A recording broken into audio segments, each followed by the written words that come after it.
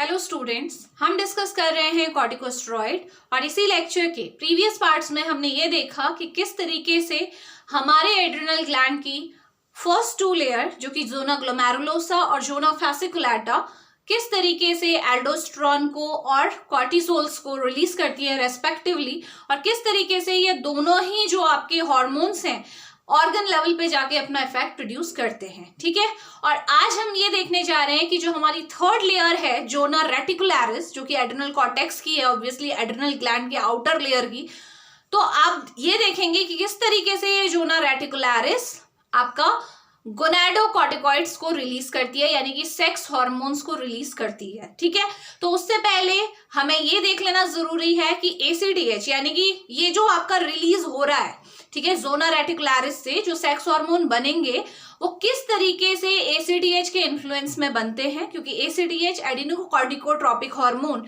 जो कि anterior pituitary से रिलीज होने वाला हार्मोन है, वही है जो एड्रिनल ग्लैंड को कंट्रोल करता है ताकि वो ये सेक्स हार्मोन को बनाए।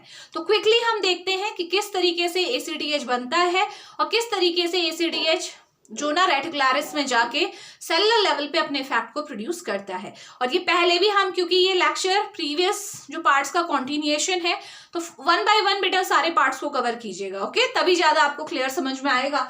तो क्या होगा, देखो, जो ये हाइपोथैलेमस है, ठीक है, हमें पता है कि जब भी सपोज ये हमारा क्या है, ब्लड सर्कुलेशन है, ठीक है, लाइक दिस, जब भी हमारे ब्लड में, ठीक है, एसीडीएच का लेवल कम होता है, एडिनोकॉर्टिकोट्रोपिक हार्मोन जो कि पिट्यूटरी ग्लैंड से रिलीज होता है, जब भी इसका लेवल कम होता है तो एकदम मैसेज किसके पास जाता है, हाइपोथैलेमस के पास मैसेज जाता है। और हाइपोथैलेमस अपने एक स्पेशल न्यूक्लियस, पैरावेंट्रिकुलर न्यूक्लियस से एक स्पेशल हार्मोन को रिलीज करता है जिसका नाम क्या है, सीआरएच, कॉर्टिकोट्रोपिन रिलीजिंग हार्मोन। ये हार्मोन एंटीरियर पिट्यूटरी में जाता है और अपनी एक स्पेशल सेल है जिसको कॉर्टिकोट्रॉप्स हम बोलते हैं, इन सेल्स के थ्रू एसीडीएच को रिलीज करवा देता है। तो फाइनली एसीडीएच का लेवल आपके ब्लड में बढ़ जाता है। एक टाइम ऐसा भी आएगा जब एसीडीएच का लेवल नॉर्मल पहुंच गया होगा, तो उस टाइम पे क्या होगा, एसीडीएच खुद ब खुद आपका क्या करेगा, नेगेटिव फीडबैक मैकेनिज्म को फॉलो करेगा और हाइपोथैलेमस और पिट्यूटरी ग्लैंड को क्या कर देगा, आपका क्या कर देगा, इनको मैसेज पहुंचा देगा कि भाई बहुत एसीडीएच बढ़ चुका है, अब फर्दर इंक्रीज होने की जरूरत नहीं है। तो आपका हाइपोथैलेमस सीआरएच के रिलीज को रोक देगा और जो एंटीरियर पिट्यूटरी के ये कॉर्टिकोट्रॉप्स हैं ये एसीडीएच बनाना बंद कर देंगे और एसीडीएच का लेवल आपका क्या होगा, बढ़ना बंद हो जाएगा। इस तरीके से एसीडीएच का रिलीज होता है, जो हम पहले भी पढ़ चुके हैं। ठीक है ना, एसीडीएच क्योंकि हमारे सर्कुलेशन में आ चुका है, सपोज ये हमारा जो ग्रीन कलर से मैं शो कर रही हूँ ये एसीडीएच है, हमारे ब्लड सर्कुलेशन में आ गया है, अब ये अपने टारगेट ऑर्गन पे जाएगा। ठीक है, टारगेट ऑर्गन इसका क्या है, सेम जो पहले भी मैंने बोला था, इसका टारगेट ऑर्गन क्या है, हमारा एड्रिनल मेडुला है। ठीक है, एड्रिनल ग्लैंड है। एड्रिनल ग्लैंड में मैंने पहले भी बोला था कि कितनी लेयर होती है आपकी, 3 आपकी आउटर मोस्ट लेयर है कॉर्टेक्स पार्ट की, ये वो लेयर है। ठीक है, ये कौन सी है, सबसे पहले वाली जोना ग्लोमेरुलोसा, बीच वाली जोना फैसिकुलेटा, ये ब्लैक से जो मैंने दिखाई है ये कौन है, हमारी जोना रेटिकुलरिस,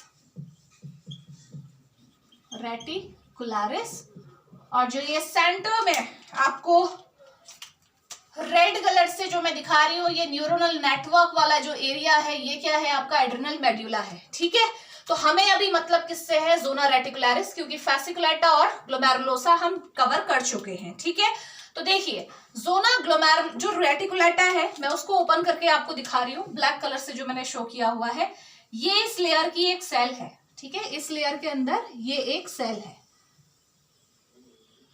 चलिए कौन सी है, ये जोना रेटिकुलरिस की एक सेल है जो मैंने बाहर ड्रॉ की हुई है। तो देखो क्या होगा, एसीडीएच आएगा, जोना रेटिकुलेटा की जो ये सेल है इसके सरफेस में इसको रिसेप्टर दिखेंगे अपने, और फटाफट से ये रिसेप्टर से बाइंड हो जाएगा। हमें पता है ये रिसेप्टर कौन से हैं, जी प्रोटीन कपल्ड रिसेप्टर है, जो कि क्या पाथवे फॉलो करते हैं, साइक्लिक एएमपी पाथवे को फॉलो करते हैं। तो इसकी वजह से क्या होगा, अल्टीमेटली आप सब जानते हो, साइक्लिक एएमपी पाथवे की वजह से क्या होता है, आपका सेल के अंदर साइक्लिक एएमपी की कंसंट्रेशन बढ़ जाती है, पूरा डिटेल में मैं फर्स्ट 2 पार्ट्स में डिस्कस कर चुकी हूँ, इसलिए यहाँ पे मैं सिंपल बताना चाहूंगी। और अगर किसी ने अगर पाथवेज किसी को डिटेल में पढ़ने हैं तो ऑलरेडी ये सारे पाथवेज मैंने डिटेल में इनके लेक्चर्स आपको चैनल पे मिल जाएंगे, अपलोड किए हुए हैं, तो आप वहां से देख सकते हैं।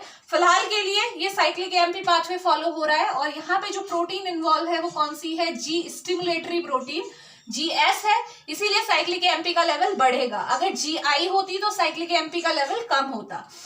साइक्लिक एएमपी के लेवल के बढ़ने की वजह से क्या होता है, आपका सेल के अंदर हमारे स्पेशल टाइप का प्रोटीन काइनेज है जिसे बोलते हैं प्रोटीन काइनेज A, ये क्या हो जाता है, एक्टिवेट हो जाता है। पाथवे सेम रहेगा क्योंकि ACTH के रिसेप्टर सेम है, चाहे वो फेसिकुलेटा में हो, चाहे ग्लोमेरुलोसा में हो, चाहे रेटिकुलरिस में हो, जो हमने पहले पार्ट में भी देखा है ना। ये प्रोटीन काइनेज A क्या करेगा ये भी हम डिस्कस करते हैं। पहले हम ये देख लेते हैं कि जोना रेटिकुलेटा के अंदर अगर आपका सेक्स हार्मोन बनेगा तो वो कैसे बनेगा, क्योंकि ये तो हमें पता है कि प्रोटीन काइनेज A का रोल जरूर होगा उसके बनने में, लेकिन पहले हम सिंथेटिक पाथवे को देख लेते हैं। तो होता क्या है, लाइक एनी अदर स्टेरॉइड, जो आपका सेक्स हार्मोन है विद इन जोना रेटिकुलरिस, किससे बनते हैं, आपके कोलेस्ट्रॉल से। कोलेस्ट्रॉल क्या है, प्रिकर्सर मॉलिक्यूल है। कोलेस्ट्रॉल से क्या बनता है आपका, सबसे पहले प्रेग्निनोलोन से क्या बनता है आपका, ध्यान में रखिएगा, इससे क्या बनेगा आपका 17 हाइड्रोक्सी प्रोजेस्टेरॉन। ठीक है, प्रीवियस पार्ट में मैंने आपको बताया था कि डायरेक्टली प्रेग्निनोलोन से क्या बन रहा था, आपका क्या बन रहा था, प्रोजेस्टेरॉन बन रहा था और हाइड्रोकॉर्टिजोन्स वगैरह बन रहे थे। क्योंकि हमें यहाँ पे सेक्स हार्मोन को डिस्कस करना है तो इसलिए मैं वही सिंथेटिक पाथवे बताऊंगी जिससे सेक्स हार्मोन बनते हैं। ठीक है, 17 हाइड्रोक्सी प्रोजेस्टेरॉन बना ना। ये जो आपका 17 हाइड्रोक्सी, एक मिनट, इसे मैं थोड़ा सा मुझे पाथवे को एक्सटेंड करना पड़ेगा। ठीक है, पूरे में कवर कर लेते हैं। चलिए थोड़ा सा सेल को ब्रॉड कर देते हैं क्योंकि सिंथेटिक पाथवे डबल पाथवे यहाँ पे चलता है। ठीक, जो प्रेग्निनोलोन है उससे क्या बना, 17 हाइड्रोक्सी प्रोजेस्टेरॉन बना और साथ ही साथ एक और पाथवे यहाँ पे चलता है साथ ही। ये जो प्रेग्निनोलोन है इससे क्या मिल सकता है हमें, 17 हाइड्रोक्सी प्रेग्निनोलोन।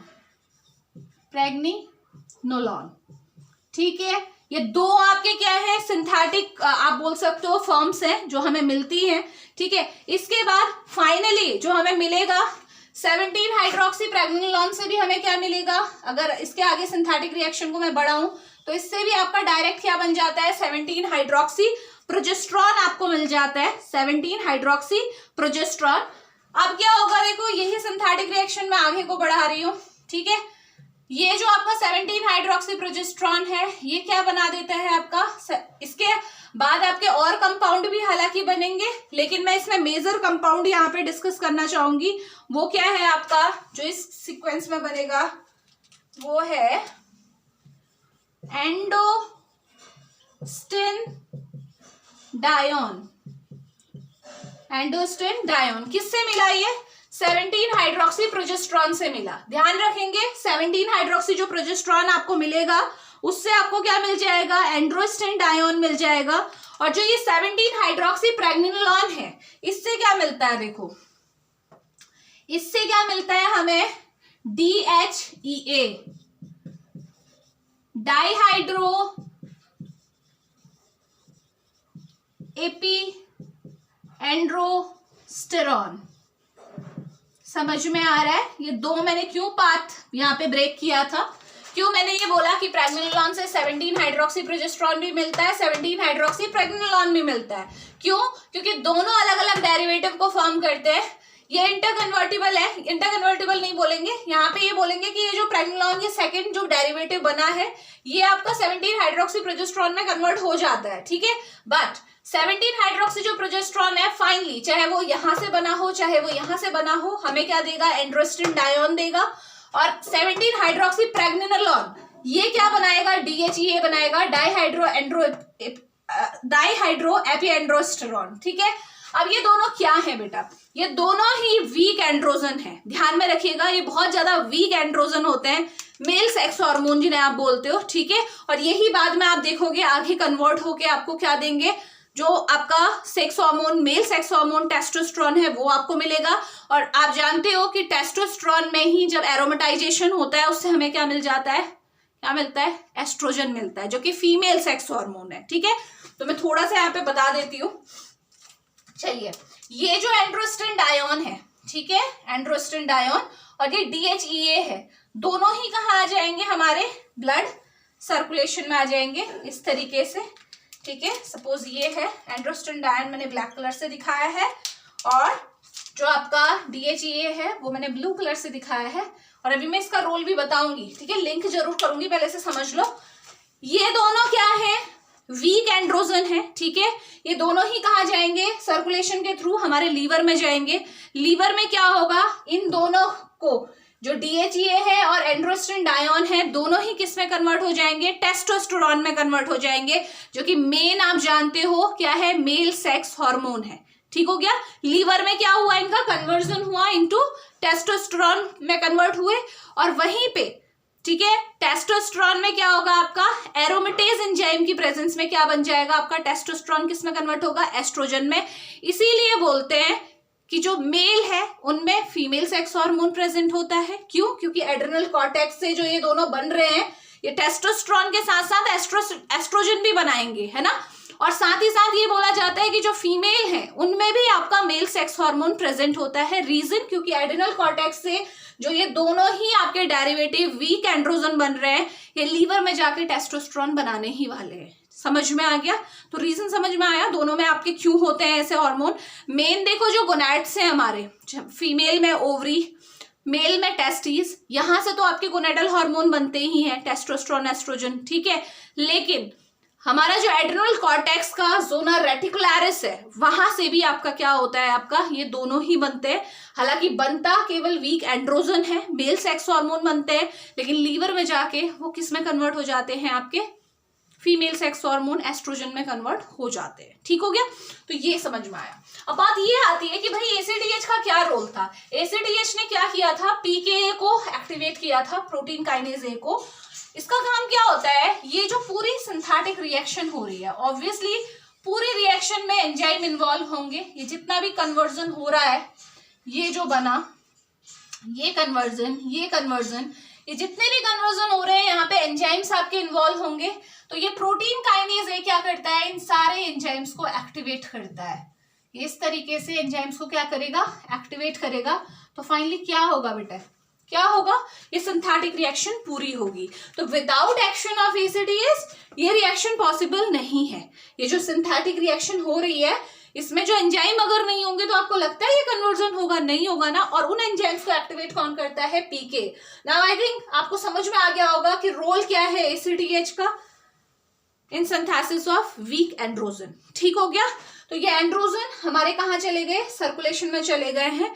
अब मैंने आपको बता दिया है कि सर्कुलेशन में जाने के बाद ये कहाँ जाएंगे, ये हमारे इस तरीके से लीवर में जाएंगे। ऑब्वियसली ये हमारा लीवर है, ठीक है। लीवर में जाने के बाद ये क्या करेंगे, आपके दोनों देखो क्या होगा, DHEA लीवर में गया, DHEA लीवर में गया, डाइहाइड्रो एपीएंडोस्टेरोन लीवर में गया, और साथ ही साथ जो आपका दूसरा है, कौन है ये, एंड्रोस्टेंडायोन, है ना। बस मैं एंड्रो ही लिख रही हूं उसे, ठीक, चलो यहां लिख देती हूं मैं, स्टेंडायोन। ये दोनों ही कहाँ आ गए, आपके लीवर में आ चुके हैं।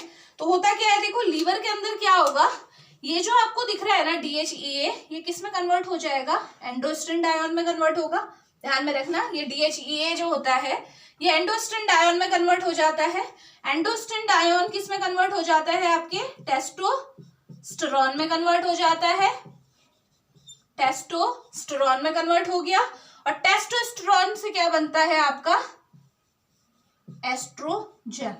एस्ट्रोजन क्या है, फीमेल सेक्स हार्मोन। समझ में आ गया लीवर में कन्वर्जन कैसे हो रहा है, एक फॉर्म से दूसरी फॉर्म में कैसे जा रहा है, ठीक है। तो क्या हुआ है आपका, DHEA एंडोस्टेंडायोन में कन्वर्ट हुआ। एंडोस्टेंडायोन जो डायरेक्ट आया था उसको तो कन्वर्ट होने की जरूरत नहीं है, तो सीधे सीधे क्या बन जाएगा, टेस्टोस्टेरोन, और साथ में कुछ टेस्टोस्टेरोन किस में कन्वर्ट हो जाएगा, एस्ट्रोजन में। इसीलिए हर किसी बॉडी में चाहे मेल हो फीमेल हो, टेस्टोस्टेरोन और एस्ट्रोजन दोनों प्रेजेंट होते हैं। ठीक है ना, अब ये टेस्टोस्टेरोन और एस्ट्रोजन आपके ब्लड सर्कुलेशन में आ जाएंगे ऑब्वियसली। ठीक है, तो अब मेल और फीमेल की बात यहीं पे आ जाएगी। तो मेल पे क्या इफेक्ट पड़ेगा और फीमेल पे क्या इफेक्ट पड़ेगा दोनों का। ठीक है, तो मेनली हम किसकी बात करते हैं, ज्यादातर केस में आप देखोगे जो आपका फीमेल में ये कन्वर्जन क्या होगा, आपका ज्यादा होगा, एस्ट्रोजन आपका ज्यादा बनेगा टेस्टोस्टेरोन से। हालांकि टेस्टोस्टेरोन प्रेजेंट रहेगा लेकिन ये कन्वर्जन ज्यादा होगा, तो फीमेल में जो डोमिनेंस रहेगी वो किसकी रहेगी, एस्ट्रोजन की। बट जो आपका टेस्टोस्टेरोन है वो मेल में ज्यादा होता है, सभी को पता है। तो टेस्टोस्टेरोन क्या करेगा बेटा, मेल के केस में क्या होगा, ऑब्वियसली बहुत कम लेवल पे एड्रिनल कॉर्टेक्स से जो ये टेस्टोस्टेरोन और जो आपका एस्ट्रोजन बन रहा है वो बहुत कम अमाउंट में प्रोड्यूस होता है। ठीक है, लेवल बहुत कम होता है, तो इसके थ्रू इफेक्ट भी बहुत कम आएंगे। लेकिन जो ज्यादातर इफेक्ट आते हैं वो क्या आते हैं, आपके हेयर ग्रोथ। ठीक है, both in male and female. ठीक है, एरिया वाइज डिफर कर जाएगा। जैसे मेल में आप देखते हो फेशियल हेयर ग्रोथ भी ज्यादा रहती है, फीमेल में वो नहीं होती है। मेनली एक्सिलरी और प्यूबिक हेयर ग्रोथ आपको दोनों में देखने को मिलेगी, बट मेल के केस में आपको फेशियल हेयर ग्रोथ भी देखने को मिलेगी। ठीक है, टेस्टोस्टेरोन की वजह से। नेक्स्ट आपको जो इफेक्ट देखने को मिलेगा वो क्या होगा, आपका मेल में आपकी सीबेसियस ग्लैंड बहुत ज्यादा एक्टिव हो जाती है, तो ऑयली सिक्रीशन बहुत ज्यादा होने लगता है फेस पे। ठीक है, तो ये भी आपका इफेक्ट आपको टेस्टोस्टेरोन की वजह से देखने को मिलेगा। इसके अलावा आपके जो सेकेंडरी सेक्स कैरेक्टरिस्टिक हैं उनमें भी इसका बहुत बड़ा रोल है। ठीक है, जैसे आप देखते हो कि जैसे जैसे क्या होता है, एज बढ़ती है, ठीक है, प्यूबर्टी के बाद एक क्या होने लगता है, आपका बॉयज में वॉइस हॉर्सनिंग होने लगती है। ठीक है, आवाज में भारीपन आ जाता है ना, तो ये सारे, या मस्कुलर ग्रोथ होने लगती है, वो कुछ इफेक्ट है। लेकिन जो एड्रिनल कॉर्टेक्स से रिलीज हो रहा है ना, उसकी वजह से वो इफेक्ट नहीं आते हैं। तो केवल हेयर ग्रोथ हो गया, ठीक है, साथ में लिबिडो जो सेक्स डिजायर है वो इसके लिए ये रेस्पॉन्सिबल है। ये दोनों ये प्रोड्यूस कर सकते हैं ये इफेक्ट। तो मेनली आपको क्या ध्यान रखना है कि ये तो मैंने एक्स्ट्रा कन्वर्जन आपको बता दिया कि भाई टेस्टोस्टेरोन एस्ट्रोजन में बदल जाता है, बट ओवरऑल हम कह सकते हैं कि जो आपका बन रहा है ना, मेन जो बन रहा है वो क्या है, टेस्टोस्टेरोन है। ये दोनों ही क्या है, वीक एंड्रोजन है। एंड्रोजन आप जानते हो मेल सेक्स हार्मोन है जो कि लीवर में जाकर टेस्टोस्टेरोन में बदल रहा है। ठीक है, तो ये इफेक्ट जो मैंने बताए हैं आपको ये टेस्टोस्टेरोन के ही हैं। एस्ट्रोजन के तो आपको पता है फीमेल बॉडी में बहुत सारे इफेक्ट आएंगे, तो वो हम डिटेल में जब हम नेक्स्ट पार्ट में हम लोग गोनेडल हार्मोन्स को डिस्कस करेंगे तो वहां पे मुझे टेस्टोस्टेरोन, प्रोजेस्टेरोन, एस्ट्रोजन डिटेल में आपको कराना ही है। बट फिलहाल के लिए इतना जान लेना आप लोगों के लिए इनफ है। ठीक है, तो ये है आपका ज़ोना रेटिकुलरिस, किस तरीके से आपके गोनेडोकॉर्टिकॉइड्स को रिलीज करती है। कौन से हैं गोनेडोकॉर्टिकॉइड्स, ये दोनों एंड्रोस्टेंडायोन एंड डाइहाइड्रो एपिएंडोस्टेरोन, ये दोनों ही क्या करते हैं, किस तरीके से अपना इफेक्ट प्रोड्यूस करते हैं in both male and female, क्योंकि ये फाइनली टेस्टोस्टेरोन में ही कन्वर्ट होने वाले हैं। तो टेस्टोस्टेरोन के इफेक्ट मेल और फीमेल में क्या आते हैं वो मैं आपको बता चुकी हूँ। ठीक है, इसकी वजह से जो एड्रिनल कॉर्टेक्स से रिलीज हो रहा है, क्योंकि बहुत कम अमाउंट में ये रिलीज होता है, इस बात को आपको दिमाग में रखना है। इसके अलावा ये हम लोगों ने कवर कर लिया है, ठीक है, कि क्या क्या आपका मेजर इसका रोल है। तो नेक्स्ट लेक्चर में मिलते हैं। Thank you so much.